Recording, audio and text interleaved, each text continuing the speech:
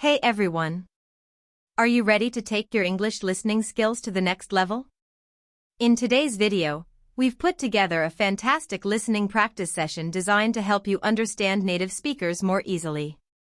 Grab a cup of coffee, sit back, and let's improve your English together. Don't forget to hit that subscribe button so you never miss a lesson. Let's get started. Man, I am so glad the week is finally over. My brain is officially fried from all those spreadsheets. Hey, by the way, are you doing anything tonight? I was thinking maybe we could catch a movie or something. It's been ages since we last went to the cinema. Oh, tell me about it. This week has been an absolute nightmare at the office. I am totally down for a movie night. In fact, I was just looking at my Netflix queue earlier today, thinking I need to decompress. But going out to a real theater sounds even better. There is nothing quite like the smell of fresh popcorn and that massive screen, right? Exactly. Home theater setups are cool and all, but nothing beats the actual cinematic experience. The booming sound system, the dark room, the whole vibe. So, what's the plan? Should we check out what's currently playing at the local multiplex, or are we leaning towards staying in and ordering pizza while browsing streaming platforms? Let's go out. I need to physically leave my apartment. If I stay inside for another night, I think the walls are going to start talking to me. But here is the real dilemma: what are we going to watch? You know, we have completely polar opposite tastes when it comes to cinema. Hey, that's not entirely true. We both liked that one sci-fi movie 3 years ago. What was it called again? Never mind. But yeah, okay, I admit we usually clash. You're always into those deep, slow-burning psychological dramas that make you question the meaning of existence, and I just want to see things explode. Hey! I do not just watch existential dramas. I appreciate good storytelling, character development, and artistic cinematography. Is it a crime to want a movie to actually have a plot? You, on the other hand, are satisfied as long as there is a car chase, a giant monster, or a superhero flying across the screen. Touché. But hey, popcorn flicks are called popcorn flicks for a reason. They are pure, unadulterated entertainment. You turn your brain off for 2 hours, enjoy the visual effects, and walk out feeling pumped. There's a time and place for high art, Chloe, but Friday night after a grueling workweek is not it. I need dopamine, not a midlife crisis. Fair point. I guess I can compromise a little bit tonight. I won't force you to watch a black and white European indie film with subtitles. Deal? Deal. That is a massive relief, thank you. So, let's pull up the cinema app and see what the options are. Give me a second. Alright, I'm looking at the showtimes right now. We have a couple of big blockbusters, a new horror flick, a romantic comedy that everyone is talking about, and a mystery thriller. What catches your eye first? Okay, let's see. What is the big blockbuster that's topping the box office right now? I keep seeing posters for it all over the subway. Oh, that's Chronicles of the Cosmos, The Last Frontier. It's the latest installment in that massive sci-fi franchise. The reviews are saying the CGI is revolutionary, and it apparently has some of the biggest action sequences ever put on film. Plus, it has a stellar cast. Ugh, another franchise movie? Seriously, Alex? I feel like Hollywood has completely run out of original ideas. Everything is a sequel, a prequel, a spin-off, or a reboot. Do we really need to see the universe get saved for the 50th time this year? It feels so formulaic. You can predict the entire plot just by watching the 2-minute trailer. Come on, don't be such a film snob. Yes, it's a sequel, but it's a continuation of a really rich lore. The world building in these movies is incredible. And besides, sometimes formulas work because they are satisfying. We like seeing the hero's journey. We like the build-up, the climax, the heroic sacrifice, and the happy ending. There is comfort in familiarity. I get the comfort aspect, I really do. But for me, familiarity breeds boredom. If I know exactly how the movie is going to end within the first 15 minutes, what is the point of sitting through the next 2 hours? I want to be surprised. I want the director to pull the rug out from under my feet. I want to leave the theater thinking about the underlying themes and metaphors. Trust me, I like a good twist as much as the next guy. But sometimes, those deep movies just feel pretentious. They try so hard to be profound that they forget to be engaging.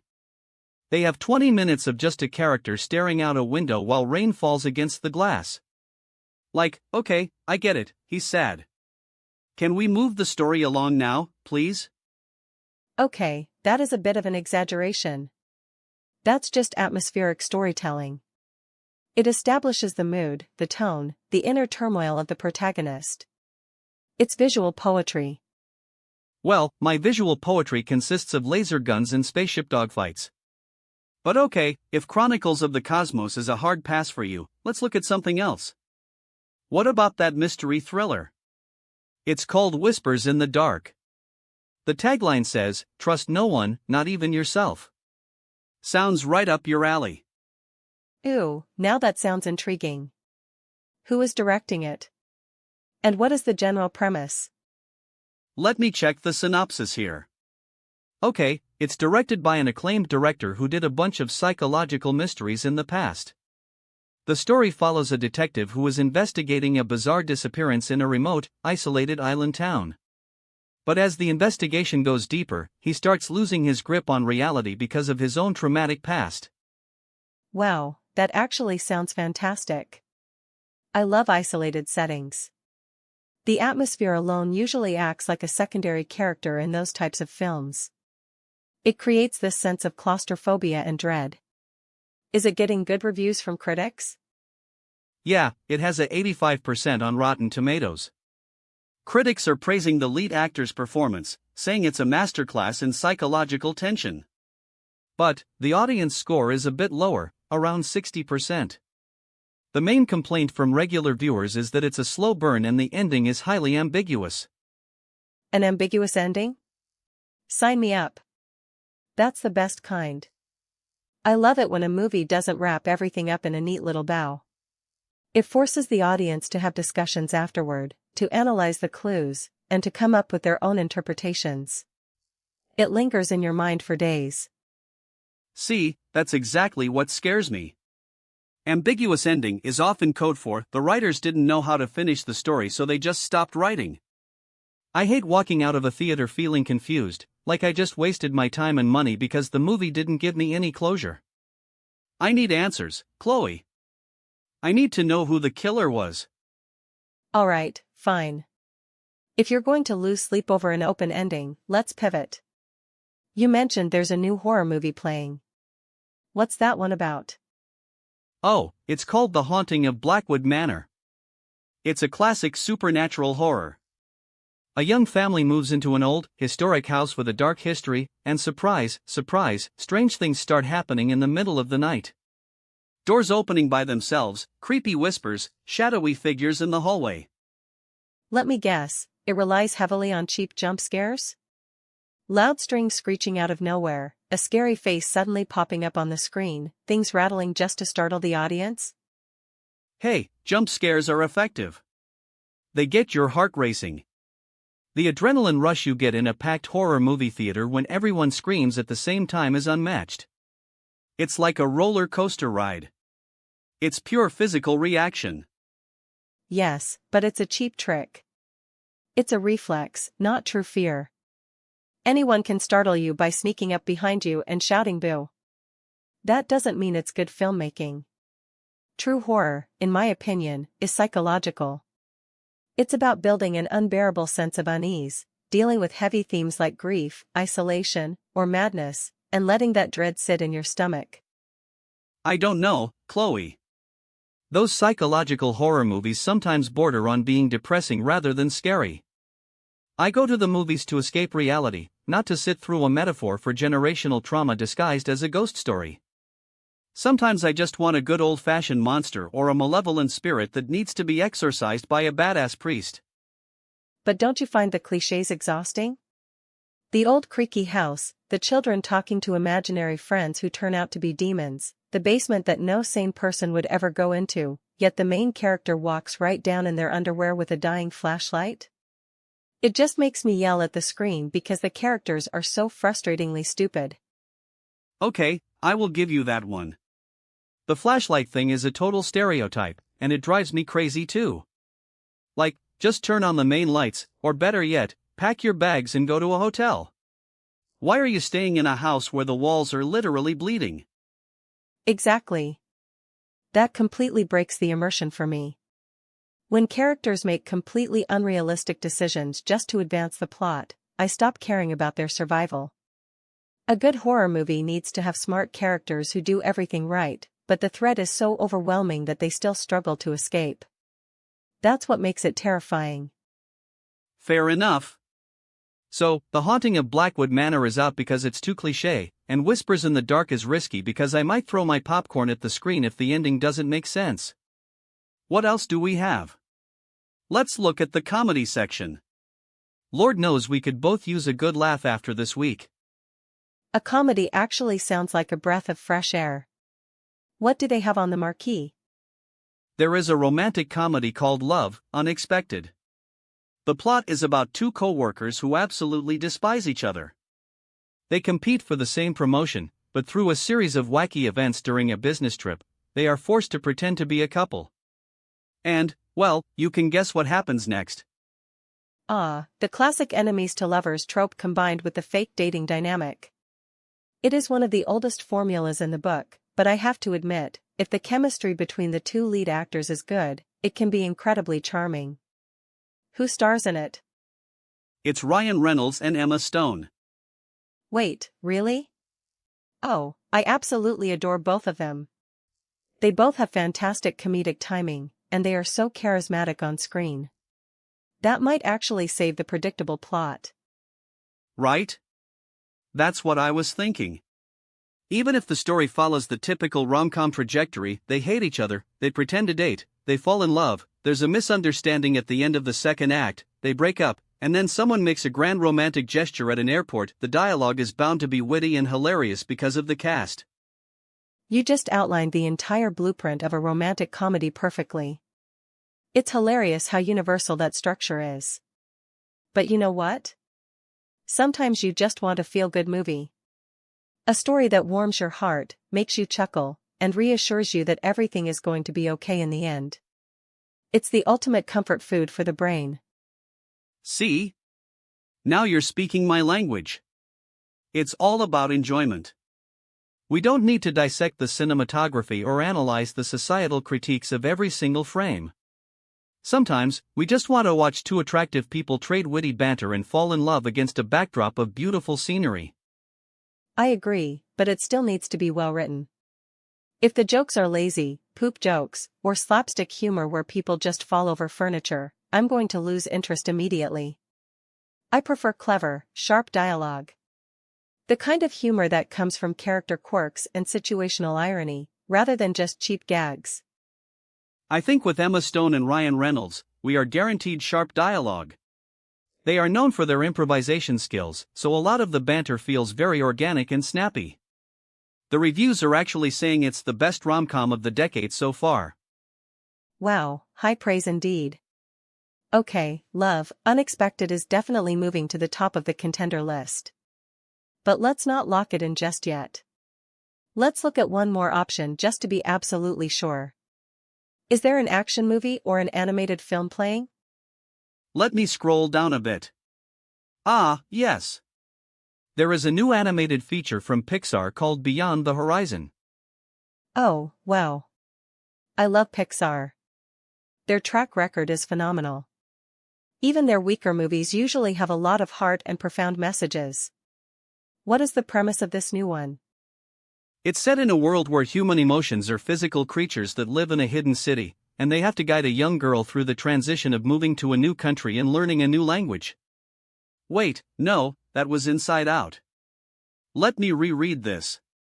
Sorry, Beyond the Horizon is actually about a group of elderly toys. No, wait, it's about a young bird who is afraid of flying, so his family decides to go on a massive migratory journey across the globe to help him conquer his fear. Oh, that sounds incredibly sweet. And let me guess, along the way, they encounter various dangers, meet quirky colorful characters, and the father bird learns to let go of his overprotective nature while the young bird discovers his inner strength? Wow, you are good at this. Yes, that is literally exactly what the summary says. That's because animated movies, especially modern ones, have perfected the art of storytelling. They operate on two levels. On the surface, it's bright, colorful, and funny for the kids. But underneath, there are deep psychological and emotional themes that resonate profoundly with adults. I remember crying my eyes out during the first 10 minutes of Up and the ending of Toy Story 3. Man, don't remind me of Up. That opening sequence is devastating. It should come with a warning label. It's crazy how drawing a bunch of pixels or colored shapes can evoke more genuine human emotion than a live-action drama with real actors. Animation has this boundless freedom because they aren't constrained by the laws of physics or reality. They can visually represent abstract concepts in such creative ways. Absolutely. The visual artistry in modern animation is staggering. The textures, the lighting, the way they capture subtle facial expressions. It's truly a high art form. And the humor is often much smarter because they have to appeal to parents who are dragged to the theater by their kids. So, what do you think?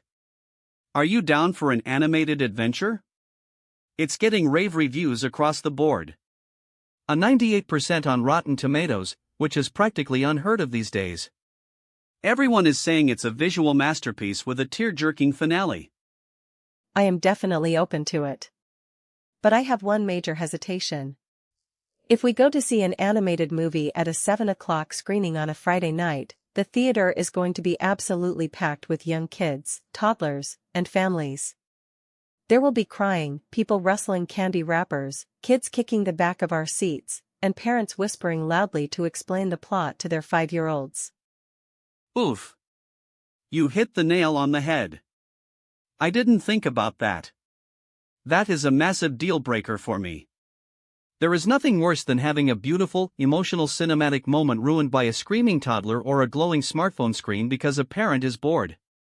If we watch an animated movie, we should probably do a late-night screening or just wait until it hits streaming services so we can watch it in peace. Agreed. The theater environment matters just as much as the movie itself. If the audience is disruptive, it ruins the entire experience, no matter how great the film is. So, let's save Beyond the Horizon for a Sunday afternoon matinee when it's hopefully less crowded, or just watch it at home down the line. Okay, so let's review our shortlist. We have Chronicles of the Cosmos, the sci-fi action blockbuster, which you vetoed because it's too formulaic. We have Whispers in the Dark, the psychological mystery thriller, which I am hesitant about due to the potential frustrating ending. We have The Haunting of Blackwood Manor, the horror movie which we both agreed is too full of cliches. We have Beyond the Horizon, the animated film which is out due to the high probability of a chaotic crowd. And finally, we have Love, Unexpected, the romantic comedy starring Ryan Reynolds and Emma Stone. When you lay it all out like that, Love, Unexpected seems like the perfect golden mean. It's a compromise where we both win. It has the star power and snappy entertainment value that you want for a Friday night, but it also promises high-quality dialogue, great performances, and a heartwarming story that appeals to my need for substance. I completely agree. It checks all the boxes for a great casual night out. It's fun, it's lighthearted, and we are guaranteed to leave the theater with a smile on our faces rather than arguing about whether the main character was actually a ghost the whole time or why the universe needs 3 different timelines. Yes, let's please avoid an existential debate tonight. Let's just enjoy ourselves. What are the showtimes for Love, Unexpected at the theater down the street? Let's see, there is a screening at 7:15 p.m. and another one at 8:30 p.m. The 7:15 one gives us plenty of time to grab dinner afterward and chat about the movie. Or we could eat dinner first and go to the 8:30 one. What's your stomach saying? I am absolutely starving right now, to be honest. If I have to wait until 9:30 p.m. to eat dinner, I might faint during the trailers. Let's do dinner first, then hit the 8:30 show.